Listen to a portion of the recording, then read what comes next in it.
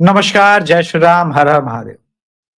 2024 के लोकसभा चुनाव के समय उत्तर प्रदेश में हम जिससे गए, मिले, बातें किए, जो वहाँ के वरिष्ठ पत्रकार हैं, उन सब ने कहा कि बीजेपी को 50 सीट कम से कम, किसी ने कहा 60, किसी ने कहा 65, किसी ने कहा 70 सीटें मिलेगी। इनफैक्ट मेरी अपनी बात करें तो मेरा भी आकलन था कि 60 सीट बीजेपी को उत्तर प्रदेश में कम से कम मिलनी चाहिए। किंतु चुनाव आया और चुनाव में जब टिकट वितरण शुरू हुए तो नंबर कम होने लगे मेरे भी दृष्टिकोण में, लेकिन तब भी मेरा नंबर 50 के नीचे नहीं था। जब चुनाव का रिजल्ट आया और सबने भाजपा को 32 सीट पर देखा तो सबके होश उड़ गए। अब फिर से चुनाव का समय और अभी लोग कह रहे हैं कि बीजेपी को 250, 280, 290 सीटें मिल जाएंगी, लेकिन मैं ये अभी कह रहा हूं कि लड़ाई जितनी आसान दिख रही है उतनी लड़ाई आसान है नहीं। आप अमित शाह जी, योगी जी और प्रधानमंत्री नरेंद्र मोदी जी की अगर उत्तर प्रदेश की रणनीति और स्ट्रेटेजी को देखें तो अभी से इसीलिए सब बहुत तैयारी कर रहे हैं क्योंकि उन्हें पता है कि इस बार लड़ाई बड़ी है और उत्तर प्रदेश जीतना क्यों आवश्यक है। वरना जो भाषण, जो संवाद उत्तर प्रदेश के मुख्यमंत्री माननीय योगी आदित्यनाथ महाराज जी ने कहे वो नहीं कहा।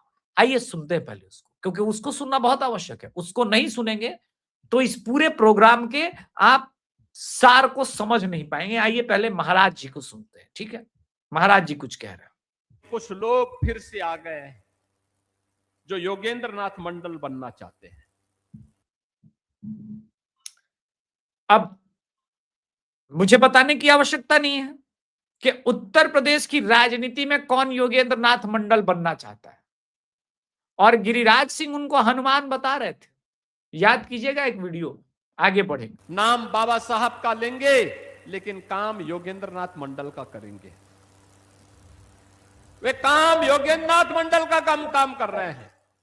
मैं देखता हूं जब दलितों का उत्पीड़न होता है उनके मुंह में फेविकोल लग जाता है, और जब जाति के नाम पर हिंदू हिंदू को लड़ाना होता है तब वह दलित को जाट के साथ, दलित को ब्राह्मण के साथ, दलित को गुर्जर के साथ, दलित को क्षत्रियों के साथ, दलित को वैश्यों के साथ लड़ा करके सामाजिक ताने बाने को छिन्न भिन्न करने का पाप कर रहे हैं। बहनों और भाइयों, हम सबको इस प्रकार की उस दुष्प्रवृत्ति से जो देश को विभाजित कर रही है, कमजोर कर रही है, उसे सतर्क और सावधान होना होगा। ये लोग सामाजिक ताने बाने को छिन्न भिन्न करना चाहते हैं। मुझे लगता है कि बाबा जी ने सीधा सीधा मैसेज दे दिया कि भीम आर्मी इस बार सरकार में आने दे, तेरा इलाज बात।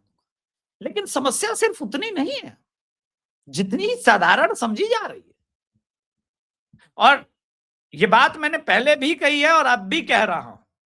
चलिए दूसरे वीडियो को देखते हैं और फिर उसके बाद कॉन्टेक्स्ट को समझते हैं, ठीक है? आइए फिर दूसरे वीडियो का भी इसको देख लेते हैं। 27 साल पहले की घटना को विद्रूप करके उसको दूसरा रूप दे करके उन्होंने आपके सामने कह दिया ताकि लोग इसमें चले जाएं और दूध का दूध पानी वाला सवाल कोई ना पूछे। तो ये ध्यान भटकाने की उनकी टैक्टिस है। लेकिन जिस समय दूध का दूध पानी का पानी होना है उस समय आप 27 साल के पहले की बात को झूठी तरीके से प्रस्तुत कर रहे हो, झूठ बोलते हो। कहा हनुमानगढ़ी की सीढ़ी में कब नमाज हुई?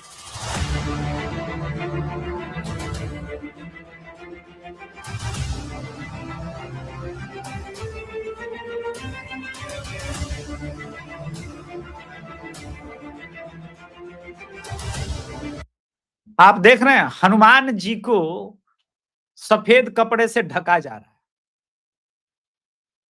यह आदमी सारी सीमाएं लांघ चुका है भाई, और इस भेष में कि हम संत हैं, जिस प्रकार की बातें कह रहे हैं, हनुमानगढ़ी की सीढ़ियों पर नहीं हुआ था, ये बात ठीक है। हनुमानगढ़ी के जो मुख्य है उनके घर के इसके ऊपर हुआ था, ये बात सही है, विकृत रूप नहीं है, सेकुलरिज्म का वो दोगला चेहरा जिसके बारे में बाबा कहना चाह रहे थे, आप लोग उसके कॉन्टेक्स्ट को बदल रहे हैं। आपको हनुमान जी के सामने नमाज पढ़ लीजिए। हिंदू धर्म कितना त्याग करे कि अपने देवी देवता के ऊपर चढ़ाया जा रहा है, यही तो प्रशासन का खेल है। लाज नहीं आई। आप सोचिए कौन ऐसा हिंदू करेगा भाई। और तुम शंकराचार्य के पद पर होकर के बड़ी बेशर्मी के साथ झूठ बोल रहे हो, उसका कॉन्टेक्स्ट बदलना चाहते हो। नहीं होता है। महाकाल के भक्तों के साथ ही होता है। योगी जी चूंकि महाकाल के भक्त हैं, लीजिए, अक्सर महाकाल के भक्तों के विरुद्ध लड़ने वालों को यह भ्रम हो जाता है कि वो जीत जाएंगे, लेकिन वो भूल जाते हैं कि जिनके ऊपर स्वयं महाकाल का आशीर्वाद होता है, बढ़िया बढ़िया लोग कुछ ना कर सकते। शास्त्र के ज्ञानी लोगों के साथ भी भ्रम होता है। होता है, कोई दिक्कत नहीं है। लेकिन आप देखिए वास्तविकता क्या है।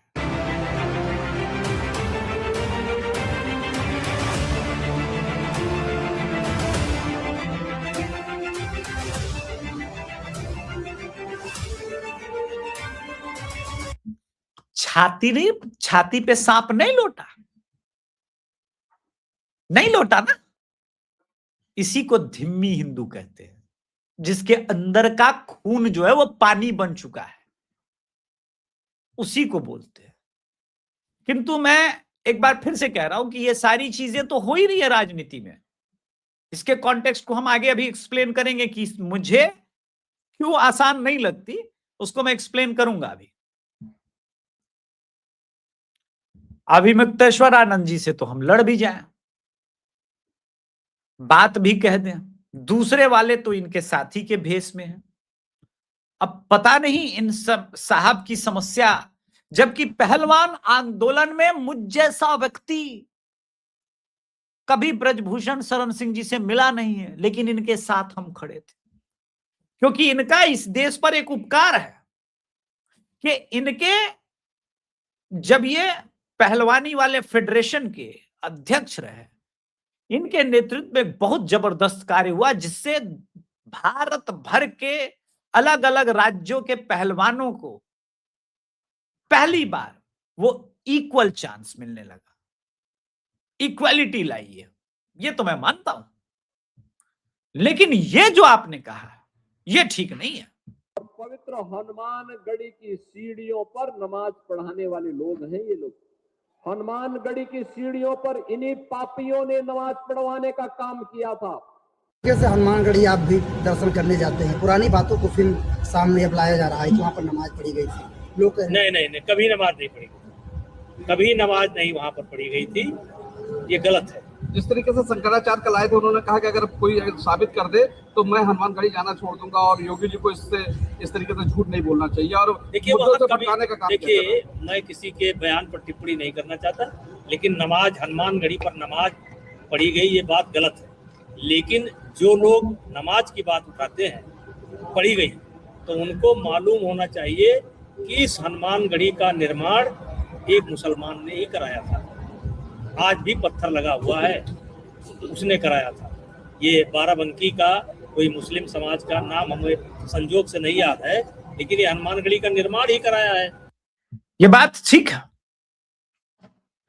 ये बात ठीक है, लेकिन ब्रजभूषण शरण सिंह जी, आरी भी जो है ना अपने तरफ वाले का साथ देता है। ये बात याद रखिएगा। हसिया भी जो है अपने तरफ का साथ देता है। गलत बात है। आपने जो कॉन्टेक्स्ट बदला और बड़े सटल ढंग से, योगी जी हनुमानगढ़ी के पास के जिस एरिया में हुआ था उसका उनका संदर्भ था, और हनुमान जी के फोटो को तो मैंने अभी सिद्ध किया किस प्रकार से ढका गया था नमाज पढ़ने के समय। उसके ठीक सीढ़ियों पे नहीं हुआ था, उसके बगल से एक रूट है उधर जाने वाला, उधर हुआ था नमाज। वो भूमि हनुमानगढ़ी की किसी मुस्लिम फैमिली ने दान की, आपको नाम याद नहीं आ रहा है। हिंदू पक्ष ने आज तक जो है वो अपने जो भी निर्माण किए वो सरकार के अनुदान पर तो किए ही नहीं है, वो हमेशा दान का ही चलन आता है। पॉइंट गलत है आपका। महंत योगी आदित्यनाथ महाराज जी जो कह रहे हैं उसकी बात हो रही है, और आप ठीक चुनाव से पहले जो राजनीति कर रहे हैं वो गलत है।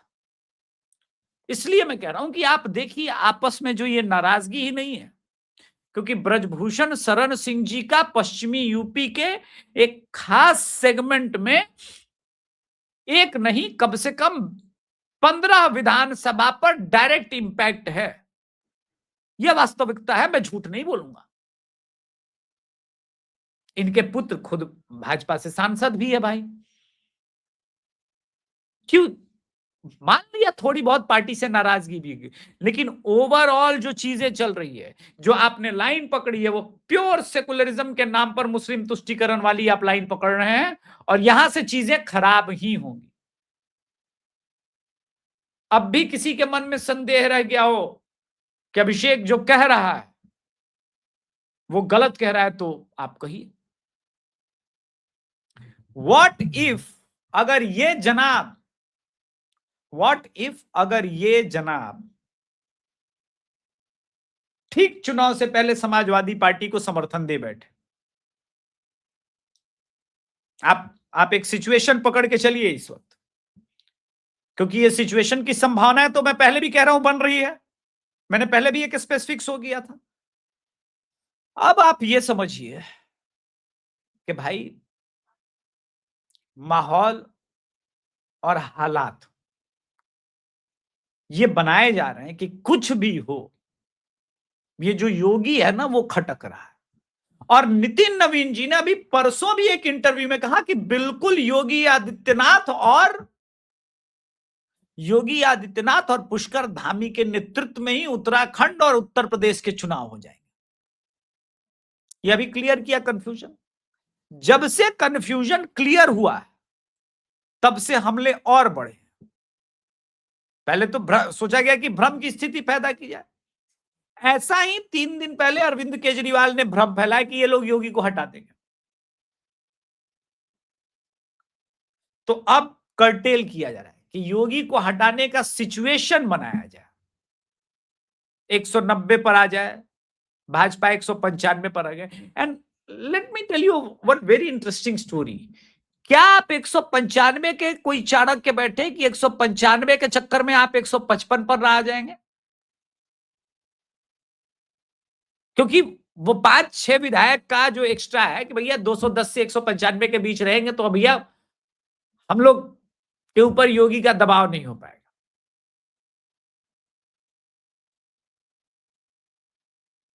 और ये 3-4 लीडर होंगे यूपी के ही, उन्हीं के मन का ये चीज है, क्योंकि संघ मानती है कि योगी जी को जीतना चाहिए और योगी जी के नेतृत्व में मोदी योगी जी के साथ खड़े हैं, अमित शाह योगी जी के साथ खड़े हैं, नितिन नवीन योगी जी के साथ खड़े हैं। ब्रजभूषण शरण सिंह जी फिर अलग कहां जा रहे हैं? अच्छा, ये इनका बैक टू बैक दूसरा स्टेटमेंट है। राम मंदिर वाले प्रकरण पर आप इनका अधूरा स्टेटमेंट देखिएगा, दिया पूरा लेकिन लगा अधूरा है। कहा कैसे कि बहुत बड़े बड़े लोग शामिल हैं, मैं नाम लूंगा तो मैं मुसीबत में आ जाऊंगा, इसलिए चुप रहना अच्छा हो। क्या अब लगेगा कि भैया पूरी बात तो बताई नहीं और पूरी बात कह गया? हिंट किसकी तरफ गया? और इसके बाद खुल करके पॉलिटिक्स शुरू हुई।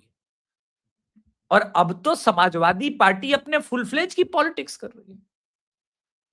आप लोगों ने इसमें एक नाम नहीं सुना जिनका नाम डिंपल यादव है, तब तो आप लोग बहुत बड़ा चूक कर गए महाराज। आप सुने ही फिर क्या, आप देखे ही फिर क्या? आइए डिंपल जी को पहले सुन लेते हैं। दिक्कत कहां आ रही है? डिंपल जी को पहले सुनते हैं, फिर आइए डिंपल जी को सुनते हैं, क्योंकि सुनना, समझना, जानना बहुत आवश्यक होता है। राजनीति का ये बहुत इंपॉर्टेंट पार्ट है। इस से आ गए हैं।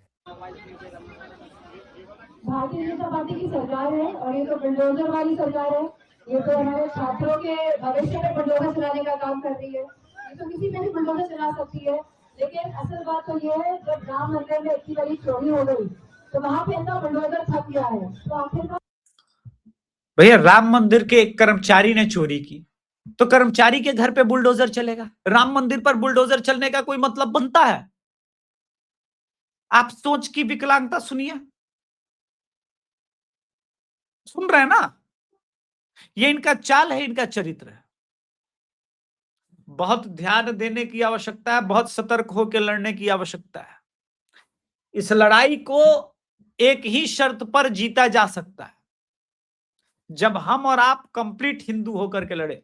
देखिए, मुसलमानों में सब्र नाम की एक बहुत जबरदस्त चीज है जो उनको उनकी किताब से मिली है, और हिंदुओं में जिस चीज की सबसे अधिक कमी है वो वही धैर्य की कमी है। उर्दू में जिसे सब्र कहते हैं, यहां धैर्य कहते हैं, और सिंप्लीफाई करें तो धीरज। तो धैर्य की बहुत कमी है, उन्हें सब कुछ रातों रात चाहिए। मुसलमान 40-50 साल 60 साल की प्लानिंग करके काम करता है, और वो करता रहता है, वो फंसता नहीं है, वो ट्रैप में नहीं फंसता। ये सेकुलरिज्म का ट्रैप, ये सत्ता की बीमारी, ये सब हिंदुओं के हैं लक्षण, सामने वालों के नहीं है। और मैंने इनसे काफी अनुशासित होकर ये चीज सीखी है। हमें अपने वोटिंग पैटर्न में यूपी इलेक्शन में बदलाव करने की बिल्कुल आवश्यकता नहीं। अगर हम ये कर बैठे गलती से भी, तो आने वाली पीढ़ियां हम सबको कभी क्षमादान नहीं देंगी। वैसे आने वाली पीढ़ी फिर बचेगी ही कहां, और कितनी बचेगी? सब कुछ हम लोग अपने देश की, अपने सब कुछ की बर्बादी अपनी आंखों के सामने देखें। अब आप लोग कहेंगे कि ये क्या बात हुई, आप डराते हैं बर्बादी देखेंगे। भैया, अगर मैं कह रहा हूं कि बर्बादी देखेंगे तो यूं ही नहीं है, उसके पीछे का कारण यूं ही नहीं है, उसके पीछे का मेरे पास सॉलिड कारण है, सॉलिड तर्क है। और ये मैं किसी कॉकरोच के कारण नहीं कह रहा हूं, नहीं नहीं नहीं नहीं नहीं, वो सब मेरा काम नहीं है। अब आप देखिए, मैं आपको एक गुजरात की वापस न्यूज दिखाता हूं। 14 दिन पहले कवर किया था और कल भी मैंने उसको हल्का सा टच किया था एक शो में। लेकिन आप देखिए, गुजरात से ये जो जैश के, फिर पिछली बार 9 पकड़े गए थे, इस बार 5 पकड़े गए थे। इनका 14 दिन पहले 8 पकड़े गए थे, ठीक है, इस बार 5 पकड़े गए, और इनका सारा खेल यूपी को लेकर के ही था। अब मैं क्या था वो मैं बता रहा हूं, पहले आप देखिए जो लोग पकड़े गए। एक मिनट, उसका चेहरा फिर से सामने आ जाए प्रॉपर ढंग से। हाँ, तीनों का चेहरा सामने आ जाती है। हाँ हाँ, आप देखिए इसकी क्या एज होगी। जानते हैं प्लानिंग क्या था? सुनिए, जैश के ये लोग रिक्रूट हो गए थे।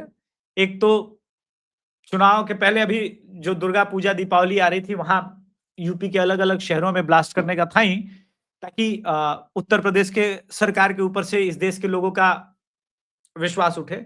लेकिन सबसे बड़ी खतरनाक प्लानिंग सुनिए थी, वो देखिए। ये ट्रेन के आने वाले ट्रेन के सिग्नल सिस्टम की रेकी कर रहे थे साले जी। अब आप देखो, ये सिग्नल जाम करते एक साथ किसी जंक्शन से ठीक पहले जो मुड़ती है चीज है ना, बूम बूम 2-3 ट्रेन आपस में कोलैप्स करती ना और टकराती है, हजारों लोग मरते, एकदम हंगामा हो जाता।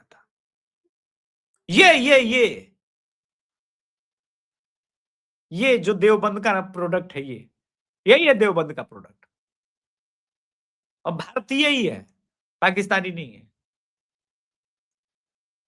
ये। और उसके बाद ये तो मैंने पहले बताया कि मल्टीपल शहर में, उसमें वाराणसी, मथुरा, ऐसे जगहों पर ये करने का इनका पूरा प्लानिंग था। आप कल्पना कीजिए कि जन्माष्टमी के समय मथुरा के अंदर स्टैम्पेज करने का प्लानिंग। अब ये ट्रिक बदल दिया इन्होंने ना, वो काम ये कर देते सटल ढंग से। मारे जाते भगदड़ में 500 लोग, 1000 लोग। योगी जी की प्रशासन, ये सारी चीजें कहां आती कटघरे में, और किसको सीधा फायदा होता। सुना, इनकी स्ट्रेटेजी बदल गई है। ये 1000 कट करके साथ में पॉलिटिकल एडवांटेज भी एक सेगमेंट को पहुंचाना चाहते हैं। यानी ये डायरेक्टली इनडायरेक्टली सत्ता पर, इसको कहते हैं काबिज हो जाना, स्थापित हो जाना। सोचिए क्या स्थिति बन रही। ये तो मैं बोलता हूं, मैं तो बार बार की महाकाल की कृपा है, लेकिन भारत की एजेंसियां, भारत के ये जो मोदी और अमित शाह की जोड़ी है, जिसके बाद भारत की इंटेल एजेंसी इस स्तर तक पहुंच गई है, ये भी तो मनुष्य है ना। मान लिया आपने अल्फला यूनिवर्सिटी वाला ही पूरा एक्सपोज कर दिया, वो भी नहीं, इसी प्लान का लिटरली वो हिस्सा था। वो अब चूंकि पकड़े गए तो ये एक्सटेंड होकर के इस तरफ शिफ्ट हो गए। तो आप समझ लो कि आप 100 रोक दोगे इनके प्लानिंग, 1000 रोकते हो सकता है 1001 ये सफल कर ले, क्योंकि इनका फुल टाइम एजेंडा यही है। और हम, अरे यूजीसी के नाम पर भले सरकार में बस्ते में डालियो, लेकिन दिक्कत तो हो रहा है। मैं ब्राह्मण हूं यार, मेरा वोट ब्राह्मण के नाम पर जाना चाहिए। अभिमुक्तेश्वरानंद है तो ब्राह्मण ही, सपोर्ट कर देते। क्यों करे भाई, योगी जी संत नहीं है। कहां थे अभिमुक्तेश्वरानंद जब मऊ में ओपन जीप में AK-47 लेकर के मुख्तार अंसारी घूम रहा था? कहां थे? अच्छा, इनके गुरु तो थे, वो कहां थे? कुछ नहीं पूछो तो अपनी अंतरात्मा से प्रश्न पूछोगे तो जग जाओगे। जगाना किसी की आत्मा को बहुत बड़ी बात नहीं है, अनटिल अनलेस वो जगा हुआ है और सोने का नाटक कर रहा है। उत्तर मिल जाएगा। ये सब तब साले सेकुलर दलाल ऐसे ही हनुमान जी की फोटो को जो पहले मैंने दिखाया, ये ढक रहे थे गुरु। अभिषेक तिवारी बहुत लोगों को चुभता है क्योंकि मैं बातें कड़वी करता हूं। अगर मोदी, अमित शाह और योगी का हम साथ न दे पाए तो सच में आने वाली पीढ़ियां कोसेंगी। आज के संस्करण में इतना ही। कृपया चैनल को सब्सक्राइब कीजिएगा, वीडियो को लाइक कीजिएगा, अच्छा लगे तो सब्सक्राइब जरूर कीजिएगा। धन्यवाद। जय श्री राम। हर हर महादेव।